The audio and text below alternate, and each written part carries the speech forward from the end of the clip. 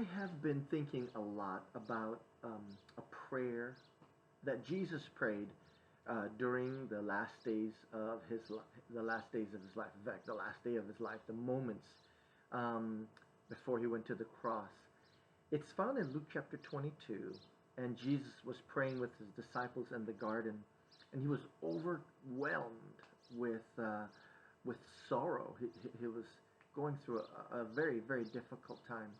And in Luke chapter 22, verse 42, this was Jesus' prayer. He prayed, Father, if you are willing, take this cup from me, yet not my will, but yours be done.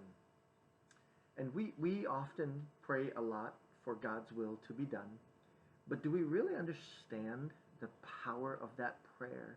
And do we really mean it, right? Um, Several years ago, I came across this book right here. It's called An Unstoppable Force by Erwin McManus. And this is what he writes about God's will. He says, you've heard it said that the safest place to be is in the center of God's will. I'm sure this promise was well intended, but it is neither true nor innocuous.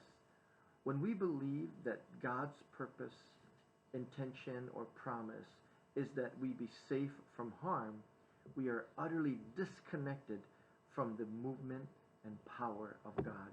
And then he goes on to say this about the center of God's will. He says, the truth of the matter is, the center of God's will is not a safe place, but the most dangerous place in the world. God fears nothing and no one. God moves with intentionality and power. To live outside of God's will puts us in danger. To live in his will makes us dangerous. Wow! What an amazing quote. And that's the exact prayer that Jesus prayed, that God's will be done. And it did not put Jesus in a very safe place, now did it? In fact, it put him in the center of the cross, which is the most dangerous place to be. And it makes us dangerous people when we seriously pray for God's will to be done. I was thinking about that a lot. And when we take an inventory of our prayers, what is our prayers all about? Are our prayers of safety? Are our prayers for ourselves mostly? Lord, make my faith stronger. Help my life to be fuller and richer. Make my heart, Lord, safer and more full. Right? These are prayers that we pray often. And what if God answered those prayers? How would the world change?